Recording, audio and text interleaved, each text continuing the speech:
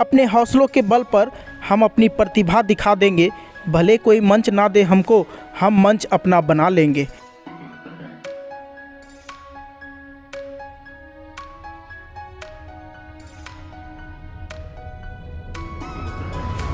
ओडिशा के मयूरभंज जिले के बोदापोसी गांव के एक संथाल परिवार में पले बढ़े एक मध्यम वर्ग की महिला द्रौपदी मुर्मू, जो आज देश के सबसे बड़े संवैधानिक पद के लिए चयनित हुई है। भारत के 15वें राष्ट्रपति के रूप में इन्हें चुना गया।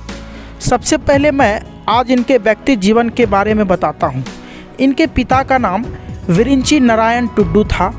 उनके दादा और पिता दोनों ही उनके गांव के प्रधान रहे।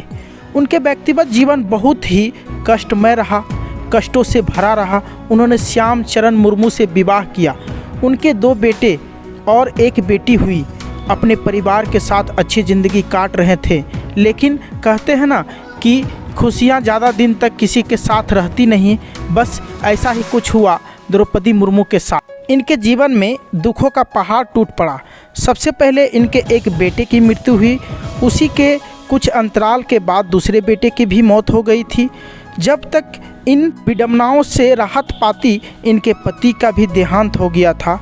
लगातार आते विपत्ति से यह बहुत आहत हो गई थी, पर अपने जीवन के इस दुख के पहाड़ को धीरे धीरे अपने हौसले और ना हारने वाली जिद की वजह से अपने जीवन को नए सिरे से आगे बढ़ाई और आज रिजल्ट आपके सामने है। अब मैं उनके राजनीतिक जीवन का चर्चा करता हूँ।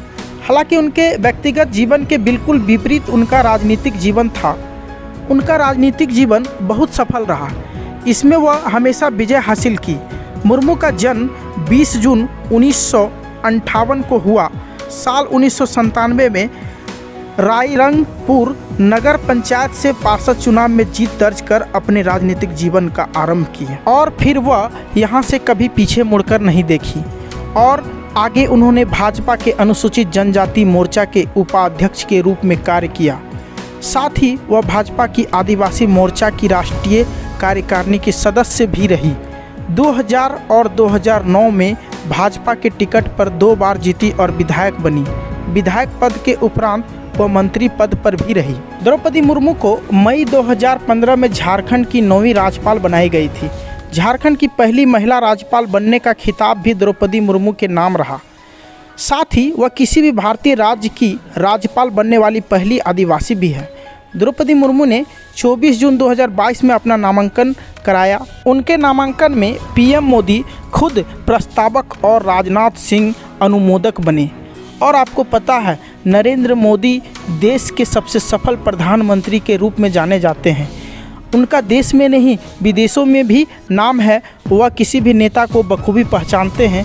इसलिए जिसका प्रस्तावक नरेंद्र मोदी हो, उन्हें राष्ट्रपति बनने से शायद ही कोई रोक सकता है। ऐसे प्रधानमंत्री जिनके प्रस्तावक बनेंगे वो सही में काबिले तारीफ होगा। इसी कारण द्रौपदी मुर्मू का नाम बीजेपी के तरफ से सबसे ऊपर रहा और उन्हें ही राष्ट्रपति पद के लिए सही समझा गया।